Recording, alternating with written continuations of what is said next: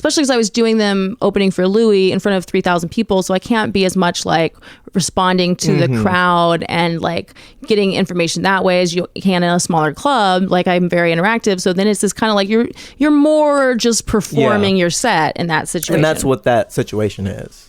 You're up on stage with all these, like what you're saying. You can't be like, what do you think? I still had some really fun moments where I got to like interact with like the crowd as a whole or whatever. Like I got San Antonio to boo me and then applaud me like in the very beginning because Louie had said I was from Austin and there were a very small percentage of people going, woo. And I was like, all right, well, thanks. Yeah, I'm from Austin. Thanks to the 17 of you who understand that it's the better city. And so then they were all like, boo. And I was like, all right, well, maybe y'all lose some weight and then we'll reevaluate. And they all lost it.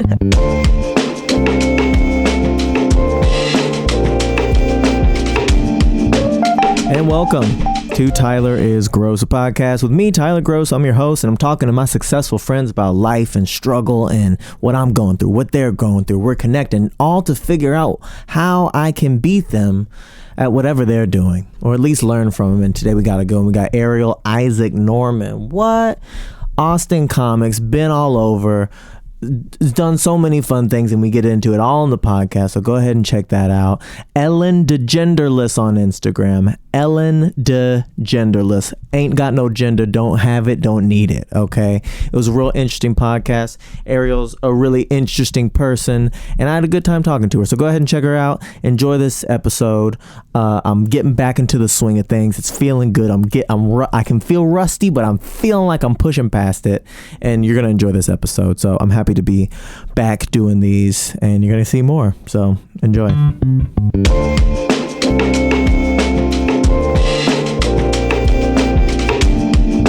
This is my first podcast in a long time. Oh really? Yeah, I took a long break. Oh, okay, well, I'm honored. When I moved to New York. Right. Yeah, and then now I'm back doing the podcast, and I saw you and I was like, Arielle, of course, let's do it. How are you? Pretty good. You seem like you've been doing great. Really? In what way does it seem? I don't know. I saw you the other day at that show, and you were just like, life's great. I'm just living life. I'm just having fun. I'm just doing my thing. And I was like, happy to hear that. Yeah, life's full of ups and downs and whatever, but it's all right. I'm pretty blessed. Yeah? Yeah. What are you doing this weekend? Let's see. Well, we had to postpone Backyard Sluts till next Friday, but I have 2 shows at 10, and I think I'm going to go like hang at Vulcan or something before that. Jamie Kilstein will be there, so I'm going to see him. And then tomorrow, Saturday, I got a show at Cabot 4, a show at this like condo place at 6, a show in San Antonio at 9. Yeah, and then Sunday. Oh, and then I'm gonna do some South by stuff tomorrow morning too. Crushing. What's that? Seeing a show? No, just like there's some kind of like AI thing I want to see, and there's also free food. AIMI something. And then right by it is the LaCroix house, which also from 12 to 4 tomorrow you can try like every flavor of LaCroix for free. Oh, this ain't coming out anytime soon, yeah. But next year, months ago, weeks ago, whenever I don't know when this is fucking coming out. So I don't know. I'm gonna try to make it out to that stuff. I got a full day tomorrow. You're keeping busy. What's going on with AI? Do you think it's gonna take over? Well, it already is. You've seen ChatGPT and how that is. I have. I tried to use it. I found out about it right after they made it all PC. So I'm like, make a joke about, and they're like, we can't. That's inappropriate, Tyler. And I'm like, come on, ChatGPT. But that's the fun of it, is trying to see like what they haven't thought of and seeing if you can outsmart their censors.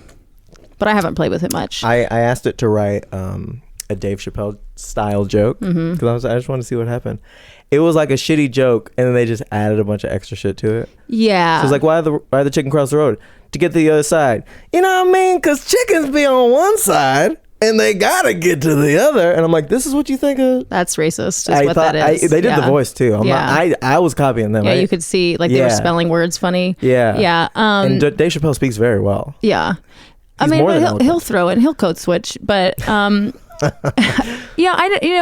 think that's one of those things where it's like, of all of the jobs that you have to worry will become obsolete, I think stand-up comedian is one where we're pretty robot secure. The only one I've seen be somewhat successful is Pete Holmes shared one where he asked it to make a joke in the style of himself, and they did a surprisingly good job really of that. And maybe it's just because I know his voice well enough that I could just read it in his voice, and like it wasn't great, but it was like not bad. Sure. It was a joke.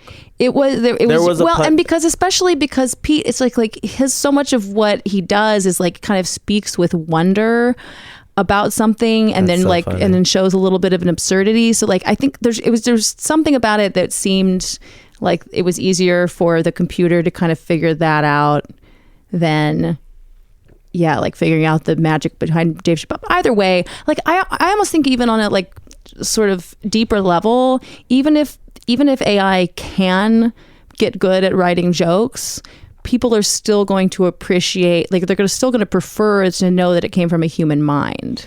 I think a big part of stand-up is, hey, this thing happened to me. Right. Yeah, if also personal stories. Yeah, if a robot wrote like a great story, okay, would you watch this comic? It's a comic, great performer, good energy, good charisma. They don't write any of their own jokes. They designed the software to write their jokes. So they put in, this is what happened to me, make it funny, and then it spits it out funny.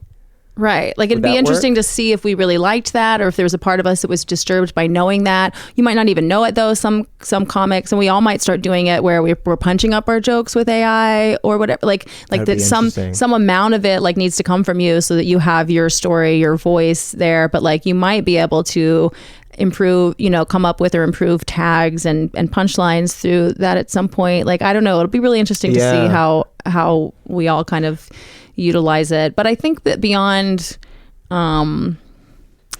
like stand-up comedy and AI, like I think that AI, it's already like, now that they've done what they set out to, at least they've started to have done what they've set out to, which is to get the computers to teach themselves. So you can just set them up, and then over time they're learning, and it kind of goes beyond what we even understand about how they learn at this point. Like, so it's already kind of surpassing our understanding of what we're even programming. We programmed it, and then it's doing shit and we don't even know. It's doing shit we don't understand at this point. Yeah. You know what? This is what I like. So what it does is it takes, it learns from stuff and then recreates it, right? Right. So it takes from, other comics. It takes from your Pryors and Ellen and Roseanne and Chappelle, and it takes from these people, and then it makes a joke, and it learns from that. But it can't do? It can't do a Tyler. Yeah. Can't do it. We're not famous enough for it to. But my point is, that's what we do. We take from our heroes, and then we make it us. Right. So they can't be the next great comic because they don't have them to go from. All they can do is copy what has been done before. But no one's doing what we're doing. For various reasons, I'm not too worried. I'm not too worried about AI taking our jobs in that sense. I think that the biggest things that are going to be changing, it's like as AI emerges, and I think the thing tomorrow also might be like VR. I'm not sure how much of it is AI. It's just like some amount of that. But as VR, XR, metaverse, AI stuff all kind of develops, so it continues to develop. I think that porn is going to be insane. Go on. Because have you ever looked at VR porn? No, I haven't, but I assume that it's getting better and better. I tried one time, but it wasn't with a VR machine. It was like with an iPhone thing. Yeah, no. It was like an iPhone, and then you put it on your face. It had like a little holder for your face. Yeah. And I was like trying to. That's not. And then I was trying to angle it up because it wasn't good. This was years ago. I was trying to angle it up. So there's like there's the screen, and then if you turn too far outside of it, it's just black because that part isn't filled out. And so I was like trying to. Right. And then my bed was over here, but I was trying to fuck the girl. It didn't work. Yeah, I mean, I think my first VR experience was at the Museum of Sex in New York, and it was like, and this was years ago. And it was like a strip club experience. It was a pretty rudimentary experience. Plus, like the graphics were shitty, and also you were in this room and there were actual people there enhancing it. They were and they were doing, they would like tickle you with a feather as if it was somebody, like, so there were people involved anyway. But I think once we get to the point where, and we're not far from this, where people at home with their headset can have really good porn, like a really interactive experience with someone, you know, with an avatar of something, which you'll also be able to do long distance stuff with other people. Sure. But even by yourself, once we have an AI girlfriend for you, and you got your dick hooked up to electrodes and or a fleshlight or whatever, like that's going to have a profound impact on society, and I think a salutary effect, because I think a lot of men are going to stop leaving their house a lot, and I think that will be better. Yeah. I still want to fuck a human, but I wonder, but I like talking.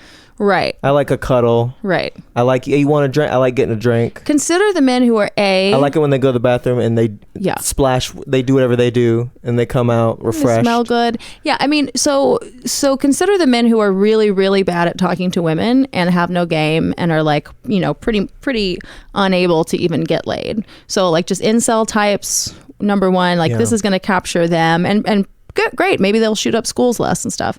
And also just a school shooting simulation. Yeah, maybe. Just get out of your system. Yeah, but we actually we have Grand Theft Auto. No, but people always say that, but then we don't actually have any evidence that it has that kind of like release effect. Mm-hmm. And in fact, it may make it much more likely. Like that was Freud's idea that that pressure builds up in your sexual desire system or whatever, and then if you release some of it, then you'll be, you know, better able to not like be in a frenzy sexually or whatever.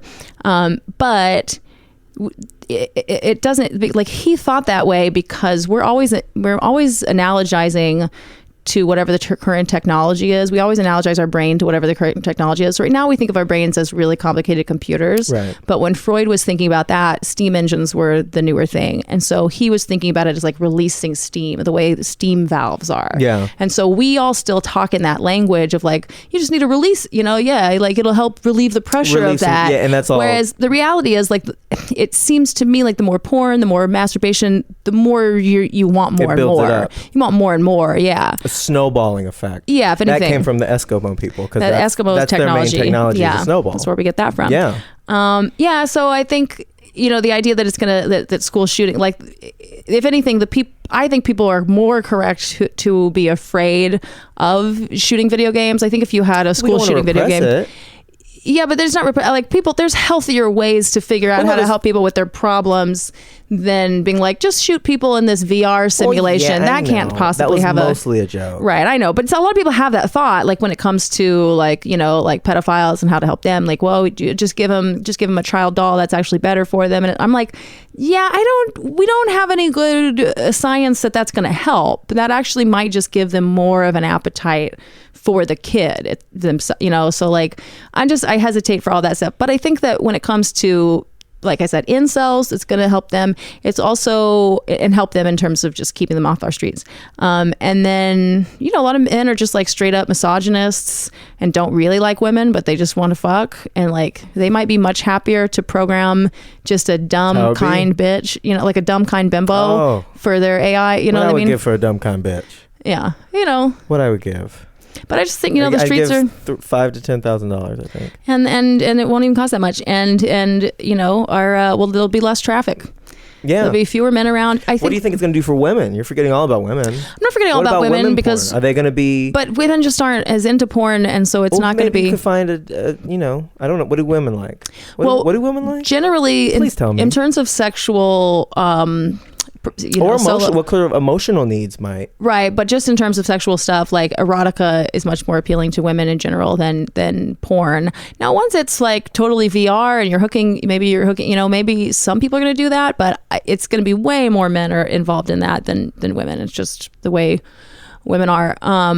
So I don't think there's anything that it has that kind of direct impact like that's going to have on men for women. Like I don't think we're going to get tangled up in some kind of socializing VR app in the same way. Like I think it's just going to be like, lots of women are interested in different things at different amounts, and some women are going to be interested in the AI porn relationship, whatever, but it won't be anything like the numbers. It's just like you think about porn now, you know, well, ladies look plenty at porn. Yeah, we do, but still like 90% of the hours clocked are men. Are we really putting up numbers? Y'all are the ones putting up numbers. Do. Yeah, women tend to like a little bit of a lot of stuff. You know, we like erotica more than visual. I feel like y'all look at it less, but y'all look at it longer. I mean, maybe. Because like me, I'm like, oh, let me find this. This will do. It takes me forever to find something I enjoy. The perfect video, and then the perfect moment, and the perfect. Right. And this face has to be in it has to sound right. Right. And he needs to, but also she needs to, or whatever you're looking at. I don't know what the hell you're looking at. What are you looking at? I mean, I rarely watch porn, but when I do, same. When I do, it's more man on man than anything else. Really? Yeah. Huh. Are you a man? I haven't updated you on your gender. Where are you at now? How do you define man or gender? That's what I'm asking. Depends on your definition. It depends on your definition. Everything depends on everyone's definition. Like I'm not. It does. I'm not really attached to. I'm asking where you're at though. I don't even know your pronoun. I don't know where you're at nowadays. Are you still on whatever I see in you? Because I remember way back when you did my first podcast, Off the Dome, the Austin Freestyle podcast, where you and Ava rapped. Yeah, we rapped, yeah. And Ava was on this one. She was sat right there. And you were talking about how just whatever you see as me in the moment, that's what you call me. Yeah, I don't care. I mean, I've always said I'm much more interested in knowing how you see me than in telling you how I wish you saw me. You're just my dog, Arielle. Yeah, there you go. Dog. Thanks. Yeah. Thanks, cat. I love cat. You have more of a cat. I think I am. Yeah. A little bit more of a cat. Mm-hmm. I like to just relax and lay in a sunbeam. Yeah. And you out here. Now, you were talking about all this AI pedophiles stuff on stage the other day. Seems like stuff that you're interested in. Yeah. I'm fascinated by where you're at in your material right now, because you was up there. And he was doing it. And right now we're having a conversation. It's on a podcast. It's all very interesting stuff to talk about. But on stage, when you're just positing pedophiles, it's not going to help them. We got to do something else to help these people. And they're like, huh? Like, you don't give a fuck. Yeah, I mean, I'm really trying with my material. I mean, a number of things. But I always have this thing where I want to be free on stage, and I want to be just speaking from the heart and in the moment and present and very off the cuff. You still have your ideas, your punchlines, your material up your sleeve, but I don't ever want it to get scripted and stilted. But every time I have a bit, it just winds up, even if it's exciting in the beginning and I'm very present with it, it just winds up solidifying, ossifying into this, I know the lines, and it's hard. That's what you want. That's not what you want. No, I don't. I think that's the kind of the goal for most comics. No, I think let me figure out what's funny, say all the funny things, make my point, and then move on to the next thing. Well, I think at least that's how I treat it. I think that you can get it to the point where you're this is a well honed. I think of it this way. If I'm telling a story to friends, I have never written it down. I've never practiced it. I've never thought in my spare time about, how to do it. But when I'm telling it to my friends, then every time I tell it, it's going to be a little different. It's going to have a lot of the same lines, each time, and then you change the order of it. And then you realize that's a fun way a better way to even get to that. And that's a better way to have that. But you don't really have to do that consciously. It's just every time you tell a story to your friends, it gets a little bit better in terms of what you're exaggerating, what details you're adding or leaving out. That's interesting. You're almost trying to have a very hands-off, organic approach to your material, where you're not trying to hone it and refine it. You're trying to. Well, that still is honing and refining. Well, but I guess whenever I think of honing and refining, I think of all right, that doesn't work. Don't say that. I don't want it to be right. You want it to just be I'm going to say it so many times that I know how the story goes. It's not, but I'm still telling. Well, and I want it to be particular to each audience. Yeah. So I think it's Louie CK who talked about there's two parts of your brain that you can be kind of engaged in when you're doing stand up, and one of them is this more memorized place, and then the other one is you can't be in that memorized place in order to be in this kind of flow state with your material where you're really telling it. There's knowing something by heart and knowing something in your heart. I don't know how to say it, but there's what I remember him saying was you have the memorized space like a speech, and then there's the thing where I'm actually communicating. I'm talking to another person. And audiences can fucking feel it when you're, and you can feel it. Yeah. And there's an electricity, and you want to make love to that audience. And so not an audience in the past, not an audience in your head. You want to make, being present, whether it's with a lover, an audience, or whatever, it's you can't, you can't memorize sex moves and be like, this is the best way to do that. It's not, because it depends on the fucking audience. Yeah. It depends on what you ate that day, what the best way to get into it is. It depends on, you know, and it's just like you, and if once it gets ossified into that, then I stop trying things like late. So with this material that I've been doing lately, kind of, I had gotten to the point where I have like an hour on gender, right? Mm-hmm. And then, but like sometimes it's like I just don't want to fucking be so fucking political. Like, Jesus Christ! Like, let's talk about AI and pedophiles and how it's going to affect society. Well, and it's not even that, but like, yeah, like, but it's more like I had the hour, and then I started working on my newer bits that like were about falling in love with a Chinese woman, and like so that kind of became. You in love with a Chinese woman? Uh-huh. From China? Well, her parents are from China. No, it's complicated because she was born in Queens, but she lived back and forth between China and America, and she's, you know, so like ethnically. Does she have a weird Chinese New York accent?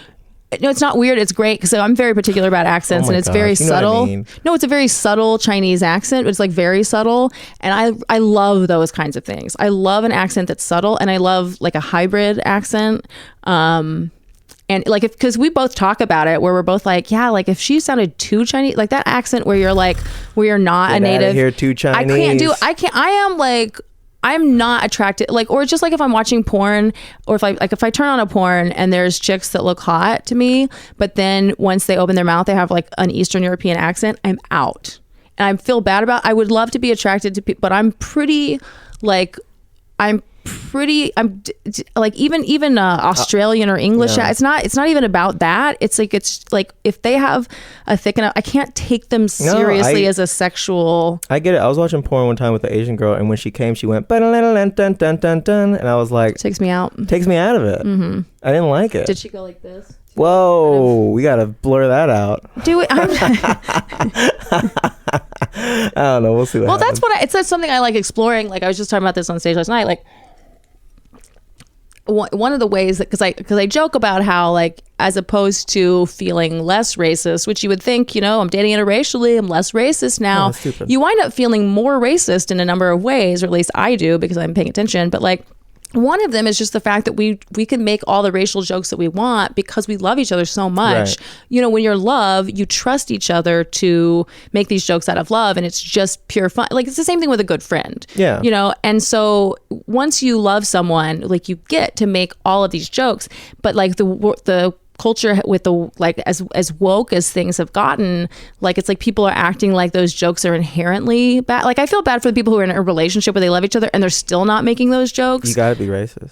You got to be racist and sexist and homophobic and everything. It's just. I'll say you can do that. You can do the thing again if she was here. Let's bring her in, and then you can do the thing again. Yeah, if she's here. We can be like. Well, you were the one who did the thing. I'm saying, what if the Asian person themselves were to do that as a, you know, that's just disappear.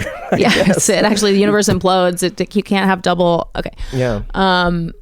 No, but yeah, so I think, so that's the thing. It's like, so you get to make all these racist jokes, and then, you know, you think about the people who... Is this your first person of Asia? Person of Asia, yes. I want to break it down like that. You're person of Africa, person of Iran. I think we should be specific. Yeah. She's Chinese. She's, you know what part? Hong Kong or the other stuff? Real China. Real China? Yeah, real to everyone, you know. I mean, you know, I don't know whose opinions are about Hong Kong and Taiwan. Well, because Hong Kong was like very... Like China. Hong Kong was very Western. They were basically a British democracy. I'm just saying, regardless of any differences of opinion or historical timelines, China. Yeah. But of course you're racist. What's racism but noticing... Okay, the core of racism is noticing differences. That's step one. It's also one of those, and like, step two how do we define the word racism? Well, no, step one of racism is you notice a difference, and then step two is you hate them for it. You're just doing step one. Right. So then we need a different word for that. And that's why it's like these are racial jokes, but for a lot of people who are in that kind of woke sensibility, like then they if they hear something racial, they assume it's racist. And you're like, well, no, it depends on what's being made fun of in that joke. Because even if I say something, if I reference a stereotype or something, am I reinforcing that stereotype? I'm questioning that stereotype by making a joke about it. Like, or just being funny. Or just being funny. There's so many different things you might be doing with it. A lot of people aren't doing the math about like what is actually kind of in that punchline. See, how often are you doing racial jokes? Well, I talk about race stuff a lot right now with all my Chinese stuff. So it's fairly new talking about this thing. Well, so I've been doing it from the beginning when I was bad at comedy in Austin, Texas, to a bunch of white people. So I understand that even though I'm allowed to say it, I gotta make it palatable and comfortable for these people. Trained with weights on in some ways. We did coming up as we did primarily in Austin, because most of our audiences for a long time. It's different now. Now we have two Americas in Austin. We have the woke tards and we have the Rogan tards, which we keep in. That being said, I love Joe Rogan. You seem like Rogan tards like you. Oh, I love Joe Rogan, and I love Rogan tards, and I love libtards, snow tards. I love all the tards. The Rogan We're all tard fucking scene tards. doesn't seem to fuck with you. Fuck with me. They seem to fuck with you. But you. Well, I've been around fucking with them forever. You know what I mean? Like that's I was trying. Yeah, I know, but they it's like fuck back. Yeah. Well, it also just depends. I was trying. That's the thing. It's like I'm a political chameleon, and so I vibe with everybody for the most part. Can I hit that, by the way? Is that nicotine? I would love some nicotine. See, and I think that's a similar thing that we have with our comedy stuff. Because I think what I saw in you the other night with the pedophile, with the AI, with the stuff, was like, clearly you have these thoughts off stage. You have these thoughts and you're thinking about this and you're living life and this is what you're doing. That'd be funny if I didn't. If I like never thought about it and then I just walked on stage and was like, let's just talk about pedophilia. Yeah. You clearly think about this stuff off stage. And it's interesting stuff, but it's also obviously socially fraught to talk about. But then that's what makes it a comedy. So you go up there and you try it, and sometimes it works, sometimes it alienates the audience. That's what the whole gig is. Right. And that's what I do with stuff where I have, I also am a bit, I like to make inappropriate jokes or jokes that the wokesters wouldn't like, or I like to talk about race in a very confronting way. And it's hard to make it palatable and it's a challenge to do that. But you're clearly doing it. And like, okay, so this is my point. How's that going for you? This is my point about it. Because I had the Asian stuff, which I'm still working on actually, but like it got. You can use that. I was being dun if you want. Thanks. It got to the point where I got to show you something Chris Reese did at a roast show the other day. That was so funny. That reminds me of. But so I did the thing with the Asian girlfriend jokes, even though I'm still working on it and like adding new stuff to it, like it still got to a place where I knew the order of it and all the punchlines and all the whatever, like it got scripted. And then it was the same thing with like the stuff about my dead pedophile brother. Like that was really, and I'm still a little. You say that as if I know. I don't know about this dead pedophile. Well, I'm just saying like that's the next, like, or there's three, I'm like trying to even think of it because I feel like there's a third. I have like three kind of like newer bit topics, and I don't even remember what the other one is right now because I've kind of like, but I had after the hour on gender, then it was like, okay, then I was working on the. Had something about COVID, and COVID was good because it killed old people. Oh, it's the breeding men. Mm-hmm. Those are the three bits, right? There's breeding men, and then there's Asian stuff, and then there's the dead brother stuff. Depending on how much time in the room and whatever, like those are different things I could explore depending on what mood I was in and what kind of audience. I had bits that I was, but each of them eventually got scripted to some extent. Especially because I was doing them opening for Louie in front of 3,000 people, so I can't be as much like responding to the crowd and like getting information that way as you can in a smaller club. Like I'm very interactive, so then it's this kind of like you're more just performing your set in that situation. And that's what that situation is. You're up on stage with all these like what you're saying. You can't be like, what do you think? I still had some really fun moments where I got to like interact with like the crowd as a whole or whatever. Like I got San Antonio to boo me and then applaud me, like in the very beginning, because Louie had said I was from Austin, and there were a very small percentage of people going woo, and I was like, all right, well, Thanks. Yeah, I'm from Austin. Thanks to the 17 of you who understand that it's the better city. And so then they were all like, boo. And I was like, all right, well, maybe I'll lose some weight and then we'll reevaluate. And they all lost it. So I had some good moments like that, you know what I mean? Or like seeing somebody's particular, or I'll say clap if you this or that, and I can kind of respond, you know what I mean? But you have to make sure that it's including the whole audience and that everyone knows what's going on. And that's harder. Yeah, and then I also was just nervous. You know, when I have a big opportunity in front of my fucking hero, flawed as he is. Can you tell me about this? I mean, you're saying too many interesting things. You're talking about a dead pedophile brother, which I want to hear about. You're talking about Louie. I was interested in hearing because I was listening to him on Rogan, and then he's like, he mentioned you, and I'm like, what the fuck is this? How did that come about? And then how was it?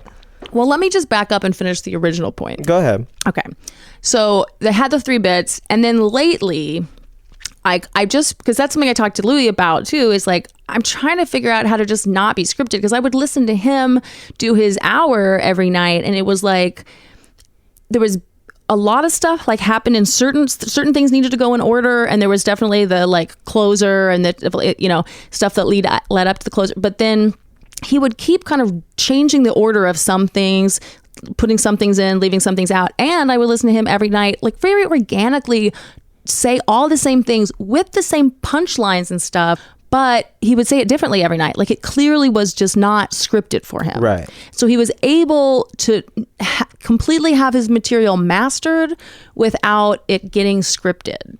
And so that is something I'm really just trying to live in. And also sometimes like when I am just talking off the cuff, but about topics that I really know well, sometimes I can be really funny in a way that's better than punchlines. And that's like my highest self. Right. So that's what I'm working toward. But to get there, it's like I have to just like embarrass myself every night right now, because I'm going to talk about the most difficult possible topics because they're the only ones I'm interested in. And I'm just autistic enough to just have to talk about what I'm interested in. And, you know, then it's like I have to say these things that are like ideas that are really out there, you know, and explain that and make sure, and with terminology that not everybody knows, and you have to figure that out. Yeah, there's that part. So you're doing that, and then like, but I'm trying to, and then weaving in, you know, the breeding men stuff for sure, because that's like a whole topic that like I've got a lot of idea clusters around that, and that's what I want it to be. It's like I like it when I have so if I have all these topics that I'm interested in, then they all become kind of idea clusters, and then you can jump from like I have a bunch of pedophile stuff all over my material. How could you not? Because it's the funniest, because it's the worst. It's like Holocaust jokes, sexual assault, like what, like these things are the funniest because they're the worst. You know what's annoying about pedophile stuff is you would think any jokes about pedophilia, you would understand, the audience would understand that they're jokes. Like even if you're like defending pedophilia or some shit like that, like obviously I'm not gonna get on stage in front of people and be like, nah, this is a good thing. Right. But if you had some joke about that, you would hope that they'd get it. Somebody, I want to remember who this is, and I just can't even remember what town it was in. But somebody has a great, I think it was in New York. Yeah, I think it was in New York at Tiny Cupboard. Oh, you went? It's too close to your whatever parts. Yeah. Whatever parts I have. I have 3. Yeah. You have 3? Yeah. Everything. It's like all 3. Oh my gosh, you're like Professor Oak. Professor Oaks? From Pokemon. He had all 3 starter Pokemon. I thought there was like a 3-genitaled Pokemon for a second. I was like, okay, it's Japan, you know. Okay. So what was I saying? A pedophile.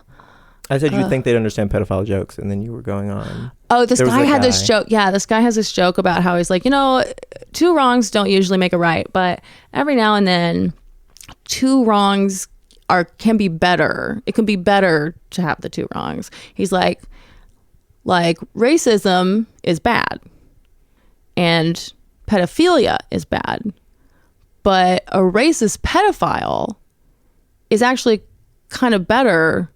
Just at least there's some kids who are safe. Yeah. And so I was like, all right. It's fun. There you go. There's a joke where it's like, yeah, this isn't a pro pedophilia joke, although a really dumb person could hear, be, you know, like, that's so inappropriate. It's both of these are wrong. And putting them together is you're normalizing pedophilia or something. You know what I mean? Like you could hear someone having that, and it's like, this is a joke about kind of like moral philosophy more than anything. The concept of two wrongs making a right, and like, yeah, can it be better? Is it as a utilitarian? It's definitely better for the world, even though for his soul it's worse. Yeah, it's just finding a silver lining in a horrible situation and being like, it's kind of funny though, right? It's funny. It's funny. Yeah. But anyway, so because I have all these like idea clusters and jokes about a lot of those different things, then it can become like, I want my stand-up like to just be a freewheeling conversation with that audience where, depending on all kinds of stuff, we get into various parts of that conversation. You get to ride the wave of the audience. Right. I want to be fucking, that's the thing. It's like, what is the point of this if you're not surfing? I want to be doing jazz. I want to be, you know what I mean? Like, that's the fun. Like, well, that's what's fun about it. That's what's fun about it. I agree. And so if you can figure out how to get into a flow state. I think I really like writing. I think that's really the thing I like. And that's the thing. It's like, sometimes I do, and I really have enjoyed sitting at coffee shops and write. But I like sitting at a coffee shop, and maybe I'd love it when I get into a place where I'm writing. I love that. But also if I get into a place where I'm like researching stuff, because I think of something and I go, okay, let's find out the science on that for real. You know, like, and then I get into that. I'm like, that's also counts to me as working and writing at the coffee shop. And like, to the extent that like, I almost feel like superstitious about maybe writing it is bad for me, because then it becomes stilted. But at the same time, sometimes with the writing, it's like, I look back at my notebook and I'm like, oh yeah, that later on an unconscious level became a whole thing. Yeah. And that's where it came from. Usually writing isn't about the writing. It's about that part. It's about getting it out so that it can. A lot of times I don't want to ever read it again. Yeah. Whereas I really have finally started listening to my sets again. It's been years and years since I've really consistently listened to my sets. But that's something Louie talked about, was like listening back to his sets. And I was like, yeah, I just fucking hate listening to myself, and like, just, you know, it's just such a like, ugh. And he's like, yeah, that's the work. And I was like, okay, fuck. I'll talk about Louie. I'll start doing the work. How was meeting a hero? You know, it was easier and crazier than I would have imagined. This is in New Orleans. No, because we met at the Creek here in Austin, because one day I was at the Creek and for some show, you know, and like when I walked in, like pretty quickly, Rebecca walked by me and she was like, hey, can I talk to you for a moment? And you know, you get that, someone says that shit to you, you know, like mommy says that and you're like, yeah, because she's not doing that she's not like, let me talk to you for a moment. How have you been? She's not doing that. Sometimes she is though, but she has that look on her face, like she has that like kind of look where you're like, you're concerned about me and you're being kind. Okay, because something's happening and you need to come this way. Right. So she's just like, can I talk to you? And so I'm like, God, am I in trouble? What the fuck? But it's like I have that like thought feeling of like, am I in trouble? But like on a conscious level, I remember even being like, I don't think so. I think it's fine. Like I don't freak out. But anyway, just so you know my headspace. And then I come and I think she had said, I need to talk to you and Mike. Come with me. And so then Mike's there, Mike Eaton, and then we walk into her office and she just turns and she's like, hey, are you guys busy Tuesday? Because I would like you to host and you to feature for Louie CK. And we just are like, turn to each other and are like, what? I'm busy. I got dinner plans. I was like, let me check my calendar. Yeah, I think I can make that work. And so, you know, and it's just this moment, because I also having the moment of realizing like, some people are going to be upset by this, and I don't know how to, you know, I don't know how to handle. Did any of that happen? Oh yeah, but I mean, people have been mad at me before. Did anyone that matters? Everyone matters, you know, all lives, if you will. I won't, you know what I mean? But yeah, all lives matter. You ride that line. You ride that political line, political chameleon. It's just ridiculous. The idea that humans with all of our problems are fighting, you know, animatedly about all lives matter. Well, you're just saying that because you don't like black people, and you're like, just like, dude, it's trans black lives matter. Like what? Just shut the fuck. And then you're there like, Louie's life matters. Louie's life matters. It matters. I'm here to say it. His life, everyone's life matters, and celebrities are real people, and like every single one of us is a human who like doesn't get it right. Like you can go into a dark night of your soul if you really start to think about like everything bad that you've ever done. Like, I've done things today I'm ashamed of. No, you haven't. What'd you do today? I didn't tip. Maybe it was last night, but within the last 24 hours, like, yeah. You're going to jump off a cliff because you didn't tip somebody? There was, because we were at a show and like, it was all these different people were kind of taking care of us and kind of weren't. But then I just didn't even think about it until I left the place. And I'm like, I feel bad. That's really, seems to be really stressing you out. Those kinds of things bother me. Because I want everyone to love me. Shit rolls off my back. Like, hey, I forgot to tip. Shit, I forgot to pay. I guess that dinner was free. You know? Yeah. What are you going to do? It would be so easy for me to steal so much in this life. And yeah, I can't do it. Yeah. But you're there with Louie. You open for Louie, or you feature for Louie. Yeah, so we feature for him, and it was really fun. His audience was great. You know, it's like, again, having a big opportunity, I always kind of regress into like not my, highest self. Yeah, but my 3 notches below my highest self continues to rise, and so it's like okay now. And so, but it was, it was great. And then because I was supposed to just open for him Tuesday night, but then later I would get to open for him Wednesday, but I didn't know that was going to happen. And so I was just kind of like, we'd been having great conversations, and he was just like super down to earth. Tuesday before the show, he comes in because fucking Mike and I get there 40 minutes early, going like, we're not missing a moment of the possible Louie time.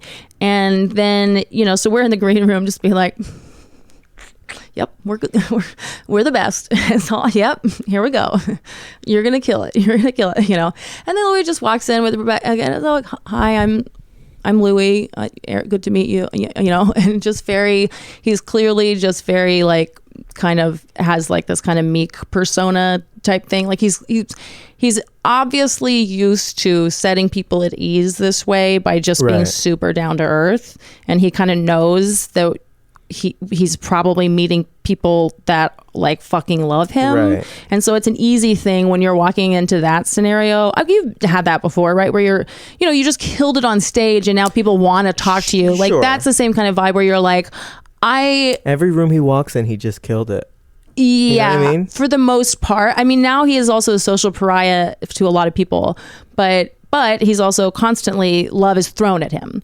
And so when you're walking into a green room that is going to be like, she would have, like, I think he clearly asked her to choose, the comics in Austin, because he's like, I don't know who in Austin. Yeah, Rebecca, you choose who you think should do it. And so Rebecca like chose us, and I fucking love her for it. And I also think she's totally right. And perfect choice. She can see things.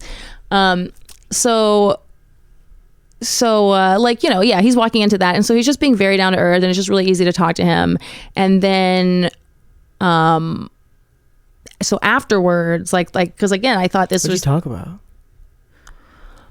How did you approach comedy, life, sex? How did you approach it? Comedy, life, sex, on my favorite topics. I haven't met that many people who are like that. I mean, I haven't met anybody who's way up there like that, and I haven't really interacted with that many people who like, you want to like you, sort of a thing. And when I do, I just clam up. I don't know what to say. I don't know how to start a conversation. I don't know. I have no idea. To me, it just depends on the person. Like whether sometimes I'm intimidated by someone, but like I'm more intimidated by Tim Dillon than Louie CK, because Louie is like really like kind of kind and down to earth, whereas Tim is like a big personality, and he's so tall and like large. He's like literally just like very large, and then he is so like his humor is kind of mean. Oftentimes, I mean, I love him for it. He's my favorite comedian right now. Okay. To me, it's like Tim Dillon and Shane Gillis, and then like everybody else. And so for one thing, like I've already got him on a pedestal, and then I'm like, I want him to like me so bad. Like that's the thing when you get into that thing. And so I'm always super weird around him, because I feel like he's one of those comics where you got to be on around him. And like with Louie, it's like I was being funny, but I didn't feel the pressure to be on with Louie. Okay. Like he has more of a feminine energy on that way than Tim. And so it's like whether it's our signs or our different styles or whatever, like some people you just wind up having an easier time talking to, than others, whether you like their comedy or not. Yeah. It just like depends on y'all's vibes. Just there was a human to human vibe that just happened to, this works. Louie and I just clicked. And so then I was like, it felt like we clicked. And so then I was like, I didn't want to lose this opportunity. So I was like, hey, what are you doing tomorrow? And because in my head, I was like, can I get them to do my podcast? One of them, I don't know. I just can't not. And so he's like, oh yeah, like having a chill day or whatever. Like, do you want to, you want to get together or something? Like, I remember how either one of us said it, but we just kind of developed the plan of like, yeah, we'll just hang out before because he was going to do Rogan and then perform again at the Creek. And so let's hang out between Rogan and the Creek. Yeah. So we did, and we, talked and stuff. And then while we were hanging out, Rebecca called and was like, well, Joe List, just said, she called me and was like, hey, Joe List, says he like can't make it to the show tonight. Actually, do you mind featuring for Louie again? Do you mind? Yeah. Like, and I was like, yeah, I'm around, because I was downtown with Louie. Yeah. And so and I was like, yeah. And she's like, okay, well, I'll let Louie know. So I was just like, and then let her just tell. I was like, well, I'm going to feature for you again tonight. And he's like, and then Rebecca was like, yeah, okay, that sounds good. I'm like, yeah. And that show, I was really much more free. And, I remember Mike, because he was standing next to Louie, like watching my set in the back at Creek, and like, Mike was telling me which jokes Louie like cracked up about, and like he was like, he did a belly laugh at that twink joke, and I'm like, all right, there's nothing better than that. What's better than your hero like actually enjoying? Y'all do the same thing, and then he's enjoying it too. It's got to be a fucking higher than anything. Yeah, it's like, to me, it just feels like, dude, I don't need to suck your dick. Like, look at my comedy, but okay. But you did it anyway. That's what's crazy. I can't even, sucking his dick, like I'm trying to think of the amount of money that would actually be. Because I'm sure that I have a price, like how much he would have to pay me to suck his dick. It would be something where he would have to earn more money than he has, because it's not really about how much money for me. It's about how much it would cost him. Yeah, I would need him to. That's a very prostitute way to think about it, and I respect it. I don't know if it's a smart prostitute, but it's one where it's not about it. It's about like the power dynamic of it. So not what am I worth? What can he afford? Yeah, and so what would it do for my, like, the dignity that I would lose for doing it? You know what I mean? Like all. I feel like it's going to be your number's probably pretty high. I would need him to make a huge amount of sacrifice, like a pathetic amount of sacrifice, is the only way that it would be worth it to me for someone to do that. Do you know what I mean? It would have to be, you're my hero, and you like sold a kidney to, on eBay or whatever to afford this to happen. You're like, all right, that's what it would be. You know what, buddy, you really went through a lot. Yeah, I'll do it. It's like, it's just the money isn't even it. You know what I mean? It's just what it means to him. Because it's like, then it's just like some rich guy is like, yeah, I'll pay you $2 million. $2 million is nothing to me. Fucking suck my dick, bitch. You know what I mean? Right. Like, that's nothing. It would be like, you have to, slice the throat of one of your kids, and then also, for most of these people, I just wouldn't do it. So yeah, you make the price. What did you? I mean, you can keep talking about it, but what did you gain? Did you learn anything from this whole experience? Because I mean, it's pretty crazy. It's a crazy one.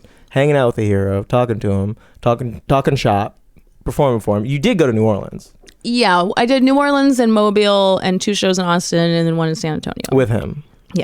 Him taking you like, come on, let's do it. Yeah, and like, private jet, him driving us and us talking and hanging out. Like, it was great. Nice hotels and stuff. So like, It was great. It was a fun time. It was wonderful. It was good money in it. It was just awesome to spend hours at a time talking to Louie CK about comedy and life. I mean, and then, I got to perform in front of, 2,500 to 3,000 people a night and like learn about that, and then like have that experience and that exposure to that and that practice at that, and like understand. So the next time I do something like that, it'll be like, oh, I know what this is now. Right. This is easy. And now I can just like really have fun with this. I don't, Yeah. And that's the thing. It's like, and so over the course of those 5 shows, like figuring that out and trying different stuff, and then getting bolder with like, let's do the dead pedophile brother stuff. And that's really new. And of course, he seems like the guy where he's like, he doesn't care. He gets the game. Yeah. And he wants me he's to. Like, dude, try it. Yeah. Try the weird thing. Try the hard thing. Yeah, exactly. I feel like some people would be like, hey, don't fuck this shit up for me. No, yeah, I think he doesn't care. He told me that in the beginning of the week. He was like, they love me and don't care, like whatever happens, it's just for you to, learn and enjoy and whatever. So don't worry about me. It's fun because years ago, one of the things that you were really set on doing with comedy was making it in Austin. And I don't know where you are now. It's been years since then, but it's like you've been in Austin the whole time. Yeah. And like it came to me. It came to you. Well, I feel like that must feel gratifying or extremely. Validating. I feel like Eugene Merman tried to sit me down years ago at like one of those early Hell Yes Fest or some shit, whatever. We were at North Door, I don't know, and he was like, you gotta go to LA or New York. You gotta go to LA or New York. And that's just like the fucking like to my brain, like for years, it's like, you gotta go to LA or New York. And right before the pandemic, I was kind of like, I guess I'm gonna go to LA. It's like, I've lived in New York before. And I'm like, I don't want to do that to my standard of living and the weather. And so I was just kind of being a little bitch about it. And I was like, and I just, at the time I was like, I know more people in LA that are better connections for me, better friends to me, whatever. Like, I guess I should do that. And but with the pandemic that that halted those plans. And then suddenly Joe Rogan was like, I'm going to move to Austin. And I'm like, well. And then Rebecca brings Creek here.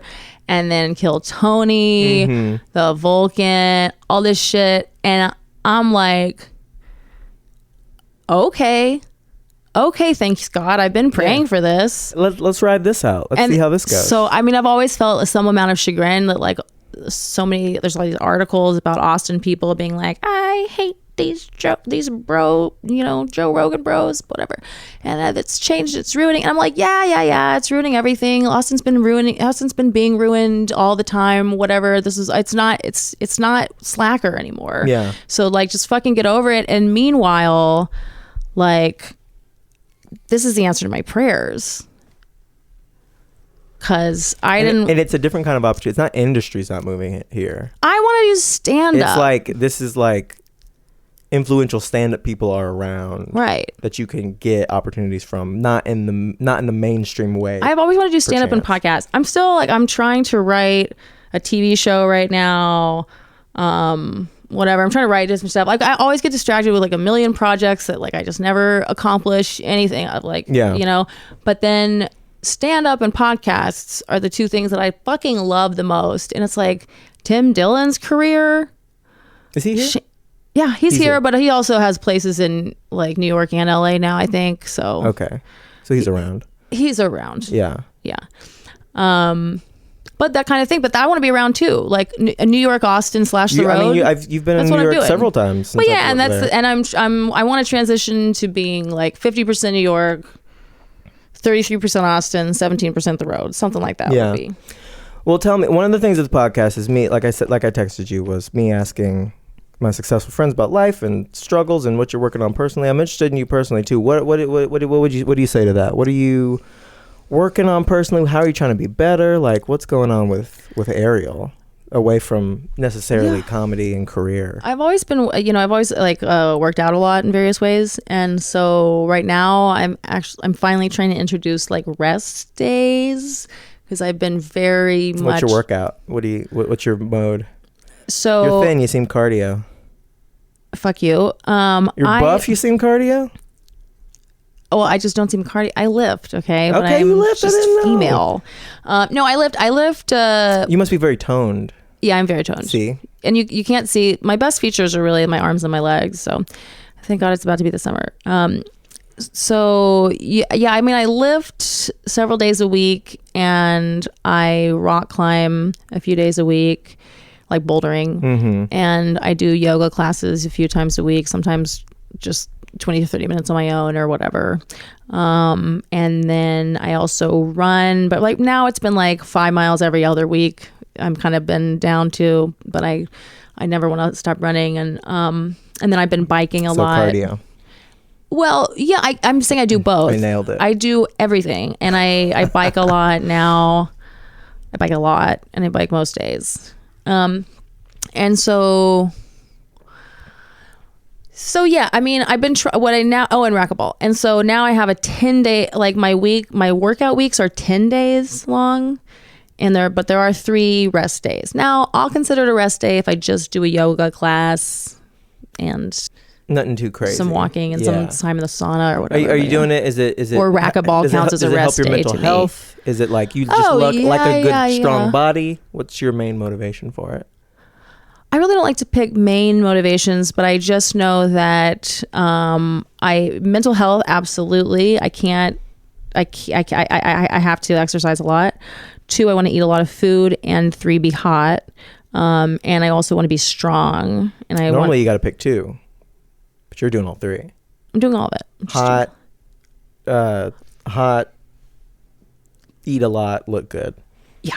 I know hot and look good. Hot, eat a lot, look good. Yeah. I don't know. Be healthy, be strong. I just want to be, I just want to be firing on all cylinders. So you just, I think our ancestors probably had a couple hours a day, most days, of vigorous activity. I don't think that that's that crazy to be like, people are like, you work out a lot. It's like, you're at the gym for 2 hours. It's like, if most of your day is sedentary plus, and maybe some walking, a little whatever, but then like, I actually think it makes a lot of sense to go for a 2-hour run or to bike and then climb. Yeah, we're definitely made for that. Yeah. But it's like in this life that we live, it's like I'm tired after 8 hours. 9 to 5, I don't work of course, but I'm saying most people. Yeah. Yeah, exactly. Like life is designed for you to be unhappy and to be hampered by your unhappiness to the point where you can't get out of it. One of the things I'm interested in about you, because I really, we don't talk that much. We see each other and it's always nice to talk to you. I get glimpses into your dating life with your bits and your joke and just kind of getting a vibe of where you're at. And when I knew you the most, when we were both like open micing it around here, it was a lot of like, I was married and I got divorced and I got married again and I got divorced again. There's a lot of that. And then, it's been years since then. And then there's been some like open poly stuff in there. And then now you're in a thing or we're doing whatever. What's been the through line? How have you changed? And like, with perspective, are you like, do you know why? Is there like what's your perspective on those 2 back-to-back marriages and like how that happened and then where you are now? Well, the first marriage, I was young enough and dumb. I think we got married when I was 28. And I just was on this timeline where I really wanted to have kids. And I didn't know how I was going to be able to afford to do that. And then I met a woman who, could like... Cha-ching. Yeah, we had a very... She was like, I got the job, I got the BMW, I got the pets, I got the place. I just need someone to share it with. And I was like, well, those are all the things I need.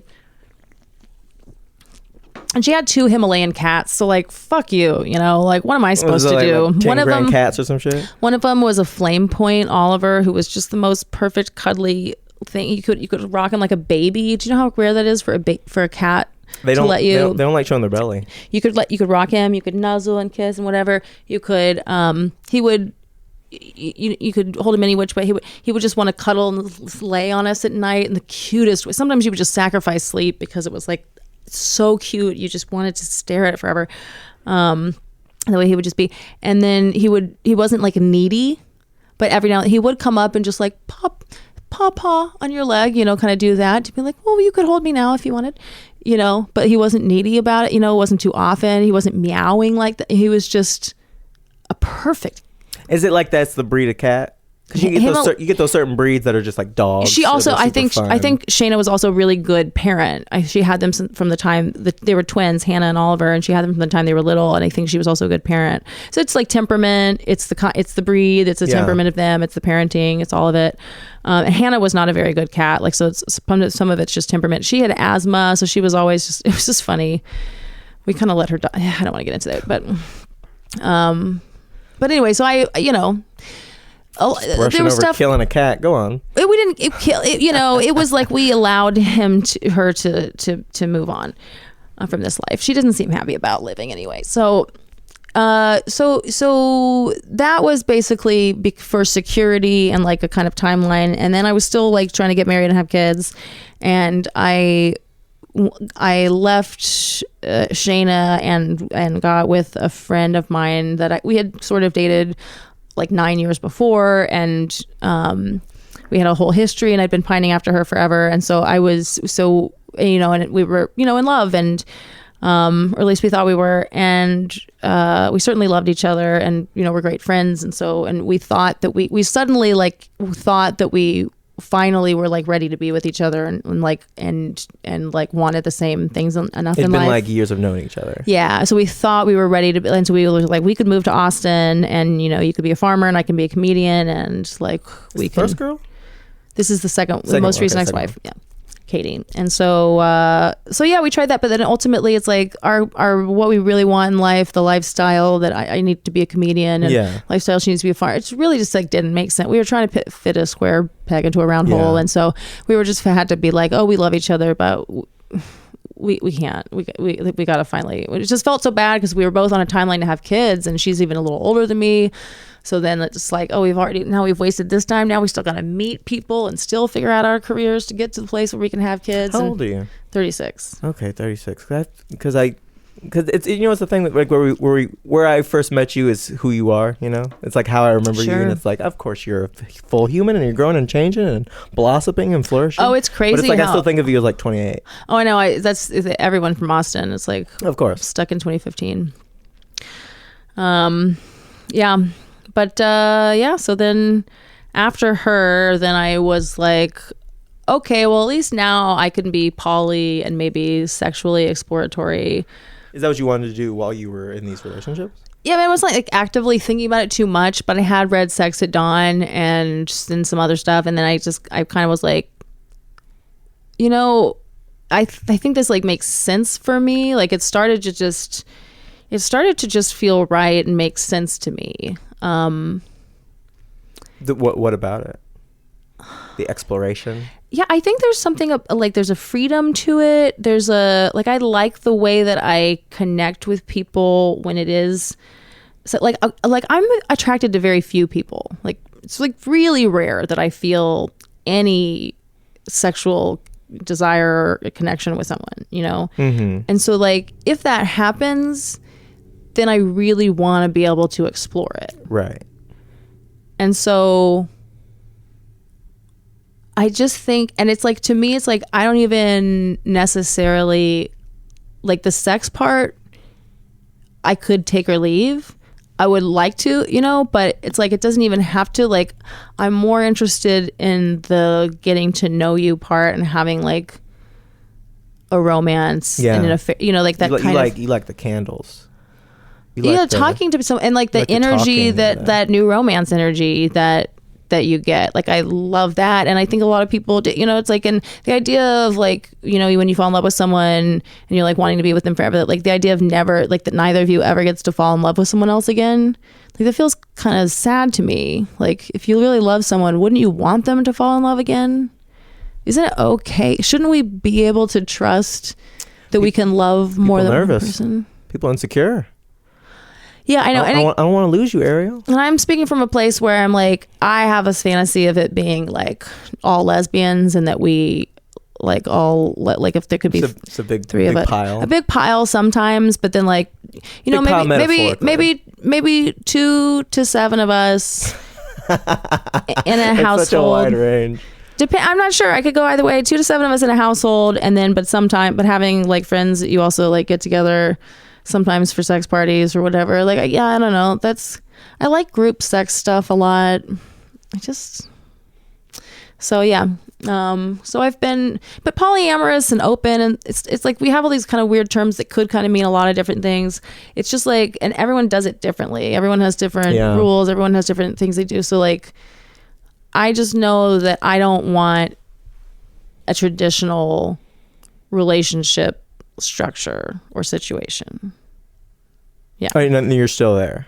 Yeah. And I'm open to like different, a few different possibilities for what it looks like. Yeah. But I want to be able to, like, I like going on dates with people. Yeah. I mean, options is appeal. I mean, that's the biggest sell of it, is like you have options. You can do stuff. You can have somebody steady, and then you can have the other fun things, or you can have multiple steady things, or one steady thing, a romantic fling, and you can have the dog pile. So this is this is what I like. Sex. I like when I'm on the road and I kill it on stage, or I have a horrible step, but this one chick likes me. Who knows? Whatever. Something happens. I thought you were great. Yeah. Those people are Philistines. Your jokes about whatever. Oh my God, you're my favorite new comedian. Whatever. And then she's hot, and then she, you know what I mean? And then she wants to like get a drink with me and whatever. And then if I go back to her place and whatever happens or doesn't happen, like whatever my partner's parentheses S is or are comfortable with, like I would be fine with any amount of like, okay, the rule is that you can't have sex. The rule is, I like wanting things anyway. Like I don't really, but if I get to make that connection with that person, then the next time I'm coming to Indianapolis to do comedy, I can call up. You got a couch. You got a bed area to sleep codes. In. You got hoes in different areas. That's what rap's been talking about it for years. And everyone's like misogynistic, but really, no, it's like, to me, it's a practical thing. But also, if it's like, if I genuinely like the person and want to spend time with, like, this is awesome. Like two people who really like each other. When I'm in your town once or twice a year, once every other year, whatever it is, like maybe we get together. You come to my show for free. Then we hang out afterwards. Maybe we make out. Maybe we cuddle. Maybe we fuck. Maybe we don't do anything. It just depends. But you got a friend there. But it's a friend. It's a friend. And then sometimes sex just helps people to seal the deal. Sometimes being attracted to each other helps. Yeah, I don't know. It's just nicer sometimes when people are attracted to each other. When people have sex, it's just nicer sometimes. Yeah, there's more. The more it can happen. Sometimes I don't want to have sex, but we just like hanging out. Yeah. And you're a good hang, and we love smoking joints together and watching movies. You just find a friend. Like I'm like just like, whether it's a friend, if it's a buddy, if it's a benefit buddy, just people who I like, finding people I love in different cities, and like having that connection, having like Having an intimate network of people has always been a dream of mine, and it's something that I have to some extent. But I mean, that's what I'm talking about. I'm saying It sounds like you're fucking doing it. Right. You're killing it. You're opening. Yeah, I have. I have some cities where you got hoes in different areas. You're doing the goddamn thing. Yeah, I am. But you're doing the goddamn thing. How does babies work into this? Because are you done with that? I think I'm out. We're done. Once my sister had a kid, that was the first grandkid. You're like, gross. No, I was like, okay, well now I felt like it's like kind of a relief of the evolutionary pressure to have kids. You're trying to keep the bloodline going. I think that's maybe functions that way, because once there was a grandkid, I was like even conceptually, just like when my sister told me she was pregnant, I remember this feeling of like, whew.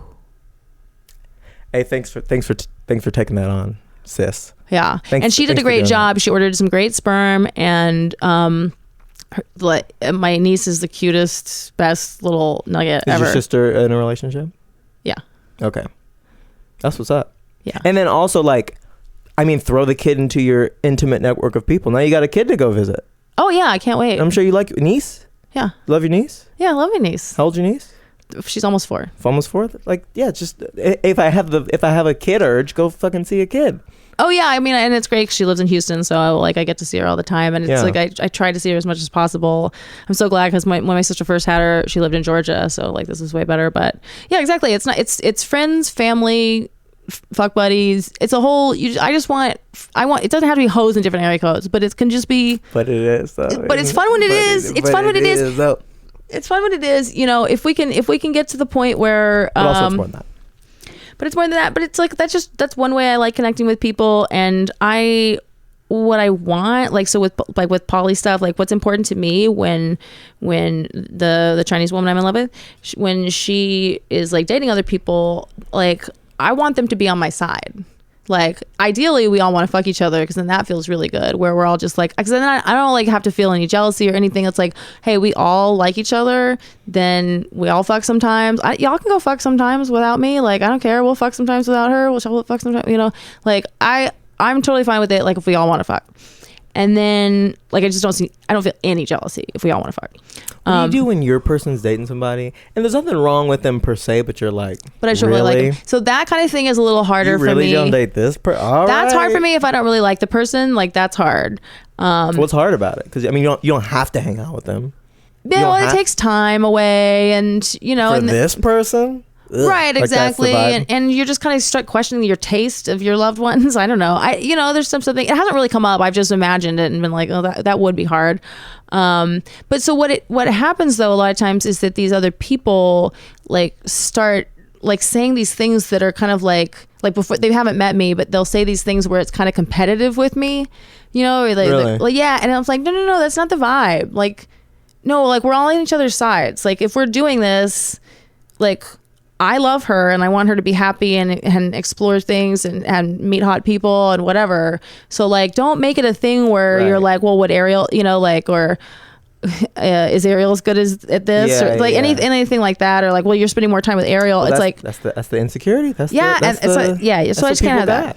So it's like, it's hard to find people who are open poly, whatever, who could be on that wavelength, but like, there are people who are on that wavelength. And then so that's kind of what I want. I like having those kinds of connections. It's cool that you're so like secure in it, and you're just like, it doesn't sound like jealousy. You want them to do it. You want the love to do it. You never get any sort of, you never have any of that. Casey and I had a rule where we were like hotties only. You know, we just didn't want to be, you know, it's like have good taste, because like it bums you out. At least it would bum me out if my partner were having sex with someone I considered gross, and she felt the same way. And so we both had that kind of thing. And you know, like different people feel different ways about stuff. But for her and I, we were both like, all right, obviously neither of us is gonna get fat, and we only fuck hot people. And like, I wish I didn't care so much about like objective hotness or subjective hotness or whatever, but I do. Like, it would be easier to be attracted to like way more people, but I have very narrow taste in like all kinds of things, you know. And I'm sure if you have narrow taste in a person, then they probably share that. Yeah. You ever date any because it's all lesbians? Yeah. You ever date except a trans dude. You ever date any bis, so they're like fucking men? Yeah. And that's cool with that. It all depends. I mean, because you're like, they're not hot because I don't like that. Well, no, men can still be hot to me. Okay. And that's something that I think like it only bums me out if you're having sex with someone who's not hot. But for my primary partner, I prefer them to be lesbian, because I don't really want to be thinking about her having sex with a penis person, just because I have hang-ups around not having a dick myself, and like not ever having had PIV, and so like it's just too much for me psychologically to really deal with that. And so, and if they're doing it, you're confronted with it. Yeah. What do you want? You want a dick? In some ways, for sure. Do you want it all the time, or are you like, I don't need it all the time? But don't need it all the time. Like Monday, Wednesday, Friday. Monday, Wednesday, Friday. I would do that. And you don't want PMV, or do you want PMV? PIV. I would. Is PIV PNV? Like INV? Penis and vagina. Yeah, that's what I'm saying. Yeah, we're saying the same thing. Okay. I would like to experience that situation between me and women, both directions. Okay. Yeah. That makes sense. Right. So I could hook up with a trans chick, but I've never been like, it's never come up in the right way. It's never popped up. Well, there was one I was attracted to, but she was dating a friend of mine, and then that's the only time that's ever really happened that I know of. So yeah, you got to find that. We'll see. Or you don't. Well, good for you, yo. You're fucking doing it. Whatever. You're like. It seems like there's no. Like you're living this alternative lifestyle, being a comic. Yeah. Because that's fucking weird. It's a weird life. Yeah. And then you're having this open exploration thing romantically. Is there any way that you're like normie? Do you watch like Kardashians or something? You're just a fucking original. Yeah, I watch very little TV. You're a one of one. You a reader? What are you? What are you reading? I read, but I also just like talk to people a lot. What am I reading right now? Oh, Black Rednecks and White Liberals. Thomas Sowell. And do I know him? You've probably heard of him. I think I've read him. You what might have. What's another book? Oh, don't ask me to list titles of his books. I don't know. We look it up after. But because I was always reading a few books at a time. Oh, I just got. It's some kind of self-helpy type book that Michael Malamud told me about, how to fix your life or so. But it's actually it's really good. I mean, it has a lot of the same themes of a lot of other stuff that I've heard, and I'm vibing with it. Oh, yeah. The Care of the Soul and The Power Broker. I always read a lot of books at once. Yeah. Also, Existential Thirst Trap. Why not? This guy Robert Dean wrote it, and I'm connected to him through the Big Laugh podcast. Mm-hmm. And he gave me a copy of the book. Podcast? You got Gender Fluids, and then I also have Politically Non-Binary. That's what I do with Big Laugh. Okay. On Politically Non-Binary, we have comics on to come and like have a controversial topic they want to discuss, and then we discuss it, and then the idea is that people can ask to come on to the show and respond to our conversation, to let us know what we missed or what we got wrong or what we're fucking crazy for saying or whatever. And then someone could then ask to respond to that episode, and we'll just kind of keep the conversation going forward. Interesting. I like it. Yeah. Well, I'm glad you're doing good. It's just nice to catch up with you and talk to you a little bit. It's good to catch up with you. Yeah. If you do my podcast, do you know what controversial opinion you would do? Yeah, I think I do grooming. What is it? Like, what's your take? It's not that big of a deal. Oh, grooming people? Yeah.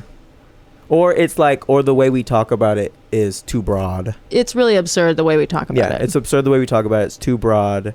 And because I grew up in Boy Scouts. Yeah. Where it was like, hey, we're going to teach you about grooming because you need to know because there's men trying to fuck you. And it's like, okay, cool. Here are the tactics to grooming. They taught you that was a merit badge in Boy Scouts, was how to not get groomed? Pretty much, yeah. It wasn't a merit badge, but it was like, hey, if you want to do this thing, you have to take this class so you know. And then they have videos of like not like reenactments. Yeah, it's not reenactments. You see the shadows of a guy fucking a kid. It's not security footage. It's like reenactment of like a guy being like, hey, nice go-kart you got going. It's like, why are you touching him? You say go-kart? I don't like in Cub Scouts you make little like. The cart. I was like, do people call biceps go-karts? No, okay. like you're working on something. That's a nice, yeah, what did that... nice basket you're weaving and you rub the shoulders and it's like, why is Scoutmaster Johnson rubbing my shoulder? Pinewood Derby, that's the one. I did that. I was so jealous of that. That was one of those things where I was like, being a girl is bullshit. Why don't we get the little cars like the boys do? I want to make the little cars. Now Boy Scouts is... we don't even make the failing, cookies. But also gender. Well, also they let in the girls. Maybe that's why it's failing. Or maybe it's all the molestation. It's probably all the VR sex, VR porn. Could be all the VR porn. That's probably what it is. But that's the what people who would be molesting kids are instead busy molesting them on VR, and so now they're no longer motivated to take your kids camping. Ruining your theory that we needed all those pedophiles. Turns out, we needed all those pedophiles because no one else was gonna. Yeah, exactly. It's like Louie has a bit about that, right? No one else was gonna take your shitty kid. He's beat you at everything. He's beat us all. He's beat us all to everything. But no, I'd be like, like that's what grooming was like. There's a grown man trying to fuck you, and it's not cool. But like Leo fucking like a 22-year-old. It's like that's grooming. It's like that's just two grown people making decisions, man. Yeah, I mean, it's like, well, we drew the line somewhere, and we have to just go by that because like you can't really determine where agency starts for everybody. It's different for different people. Some people I don't think could be even considered conscious agents when they're 83. But yeah, potentially. But yeah, it's like it gets into this also, weird. It gets into a philosophical argument. So there's no objective consent. It's like the abortion thing. It's like, when is a baby a baby? Right. It's like. But it's also we have to draw a line, but it's never going to be... It's never going to be perfect. But is Leonardo DiCaprio even, smart? Is he smart? Because maybe he's dumb and 22-year-olds make sense. Talented. He's talented. He's good at accents. Maybe he just, likes fucking 22-year-olds. Well, and that's what I'm saying. If he's dumb... And maybe he finds the one that, fuck him. Because he's Leonardo DiCaprio. That's what I'm saying. It's if he's, conniving, and if he's tricking them, if he's making them think that he is going to do something for them that he's not, or that he's interested in them in a way that he's not, then that is bad. But if he's like, I think you're hot and I'd like to fuck, and they're like, you're Leonardo DiCaprio and you're hot and I would love to fuck, then I think it's just hot people fucking. But he's so old. I have daddy issues. Is he? Yeah. But first of all, why do we want 22-year-old women to date men their own age? Men their own age are horrible. 22-year-old men, no one should date those. Yeah, but they're horrible too. Yeah, maybe, but some 22-year-old women aren't. Whereas very few 22-year-old men aren't. I don't think that's... There are occasionally you meet a 23-year-old or something where you're like, you're actually pretty wise, and it's cool because you met me when I was 22. Yeah, it's so I was adorable. Yeah, sure. And so some of these young people, it's some of them it really does seem like you're kind of wise beyond your years, you have a good vibe, you're smart, and stuff about the world that I don't, music in the way I don't, you know the slang. I'm gonna learn new words from you. You know about new apps. Keeps me young, and so you don't have to fuck those people, but. Why else would she hang out with me? Right, but it's people. That's the thing. People aren't incentivized to hang out as much if you're not going to maybe fuck. Yeah. So it just kind of adds the incentive that keeps people being social more, and that's what I'm saying. If we can all just realize that it's just kind of helping to get us all to maybe it'll save this country from falling apart if we all start fucking. If we all start fucking, we'll have enough oxytocin to heal the polarized. Sex at dawn. That's what we were meant to do. Right. We're supposed to be fucking in piles once a month to kind of relieve the tension. Ladies, they and then that's supposed to call over more men. Yeah. For the sperm evolution, the sperm race. For the sperm race, to see which are stronger. Get as much sperm in you as possible, so that you can the egg can choose what's the best sperm. I read something where they found out that actually, when you have sex with multiple men, some stuff from multiple men can inform the baby. It's not genetically, but some immuno stuff or whatever can kind of get in there, so that you actually, because there's that old belief for some of those tribe peoples where they thought they didn't know how making babies worked exactly, so they thought if you have sex with a bunch of men, the baby will be a collection of those men's traits, and of course they will be, because everyone is going to help raise them. So then everyone's like, oh, this boy's like me in this way, this boy's like me in that way, because a lot of stuff is nurture. And then all of the men had a stake in raising that kid, and so then it was like a coming of age ceremony for boys to suck off the grown men. Yeah, I don't know if that's the same tribe, but that's definitely a tribe or two. They're still doing it. I've heard that, and I think it's really not they just thought that you needed to drink. It's not old men bumping shoulders we did good on this one. This is a good. No, I do think so. They it's genuinely what their belief is. No, it's genuinely what their belief is. So for the people who don't know, there's some tribes where even today, there are men who. The boys, when they're 12 or something, have to suck off the older men, because they believe that to the semen, you in order for you to have semen, they believe you need to drink some semen from a man in order for you to have actual sperm that's virile. And so yeah, I mean, they sincerely believe it, and you could see how someone would kind of come up with that's how it works. But also, I just think I have loads of theories about semen. Well, this is one of those cases, I think, where just some pedophile once snuck in there and had an idea, and then told him all, oh, this must be how it works. The mountain god told me. The mountain god told me this must be how it works, and just tried it and got away. And then everyone started doing it. It's like wrestling outfits for high school boys. That was just probably some pedophile who was like, this is what they should wear. And everyone was like, oh yeah, that makes sense. And then, you know what I mean? Yeah. I think there's just kind of oftentimes a pedophile who sneaks somewhere into, and then changes the policy of something. Changes the policy of something that then allows for more. And then, we just don't even realize it's happening until we're embarrassing ourselves just being this tribe who has the kids suck their adult men off. It's crazy. When you hear that story, you always think, I think I was born in the wrong country. You know what I mean? Yeah. Is that what you think? I wish I was born in the suck off the old man society. Yeah, because and then you could at least, if you ever let, you could, sense of community, and then you could mention the cum. And then when if you move to America and try to make it, you have a hell of a story and like you could totally make the movie. That's a great. You're the cum sucking. It would help my stand up. Help your stand up. Oh, come on. You would have a special already if you had sucked off your dad or whatever they do. Yeah. Your uncle. What do they do? A stranger? Do they? I would hope it's not the dad. You would hope, but it's almost kind of like, it would almost kind of make more sense if it were, though. That would make more sense.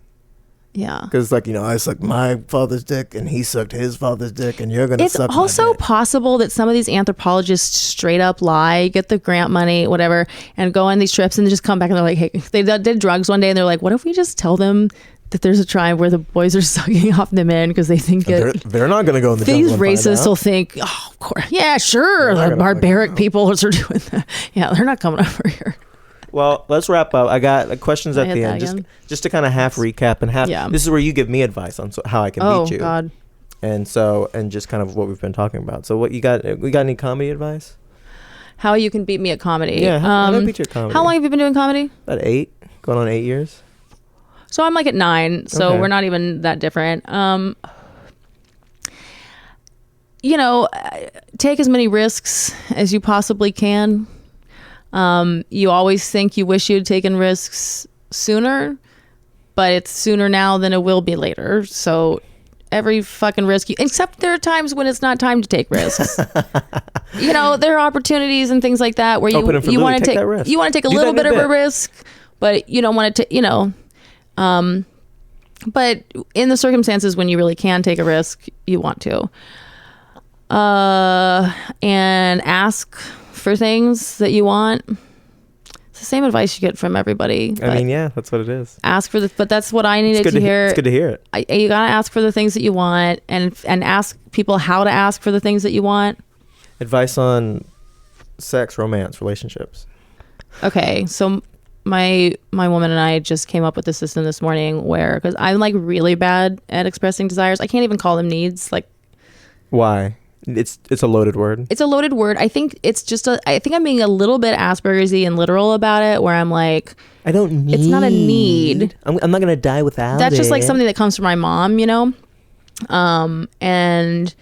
and then it's also just like, I don't like, if someone asks me what are my needs, I go blank, my chest constricts, I feel almost nauseous, and I'm like flinch, like I'm like. Mm-hmm. So there's something there. I'm in therapy. And so we call it desires because it's like a lot of times what she's really talking about is like, what are you hoping for? What are your desires? Like, it's stronger than wants. It's a stronger word than wants.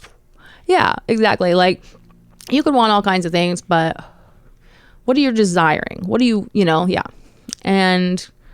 And so we came up with this thing where we're going to do a desire check-in.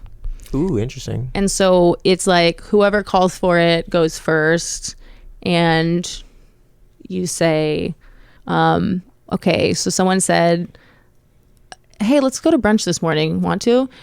You go, let's do a desire. Yeah, I'd love to go to brunch. Let's do a desire check-in. And so I would say, it is actually a sunny day here in New York, and I really love the sun. It's my God.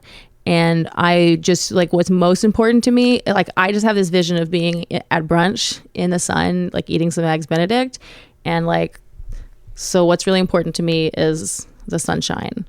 And then she would go, okay, what's really important to me is like, I have a vision of like some juice and like not being rushed and just like really being able to relax and chill. And then I'll be like, okay, and I really care about good food. In fact, that's probably even more important to me than the sunshine. If in order to get good food, we can't be in the sunshine, then can we after brunch, go get some sun? And she'll say, for sure. And also, I've been wanting to try this place or whatever. And so we go back and forth. We try for 3 if we can, just to make sure. But if you want to keep going, you can. And then that way we've like take it, because otherwise you can wind up doing a thing where it's like, let's go to brunch, yeah, let's get ready, and you don't realize how long it's going to take them to get ready, and now she's getting it. Oh, and then also, should we get you a snack? There's also that, like, but and then suddenly you go into it's nighttime, you go into some basement with no sun, no juice, because in her desires list, she's going to go, I am pretty hungry now already, and so I want us to be eating soon, like whatever we're doing, like that kind of thing. And I'll be like, okay, let's get you a snack, because either way it's going to be a half-mile walk to wherever we're going. So let me get you a snack now so you're not hangry. And then, but just like purposely creating the space for us saying our desires, I think really helps me to not be like kind of triggered by, like, if she asks me, it's almost like if she asks me like, okay, so what are your needs? Like, I get like, I don't know. Now I got to come up with something. Now there's pressure to come up with something. I don't want to not be giving a need, because I don't want to be like codependently people pleasing and like not having needs. But oh fuck, what are my needs? I don't need anything. Like that. But now we do desire check-ins. We did some role playing. That's actually very good, practical, related to me advice. That's why I asked all the follow-up, all the lead-up questions to figure out where I could help. I appreciate that. I'll use that. I'll pitch it to her whenever she gets back. Mm-hmm. And just lastly, just life advice on how to beat you. How to beat me, like a higher score than me in this game. Higher, better, greater. Like, how do I open for Louie's dad, I guess? Louie's dad is dead, I think. Maybe that one might be hard, but what are your needs?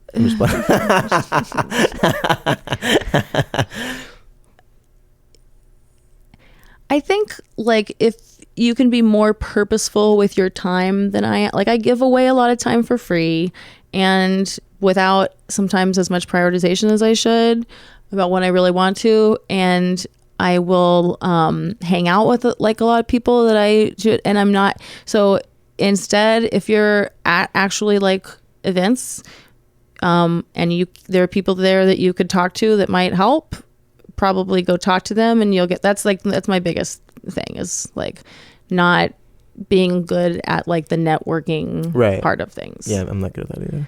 But that's how you could beat me, if you get good at that. Well, that's how everyone has beat me so far. Well, that's what I'm gonna do then. Thank you so much, Arielle. What do you got going on?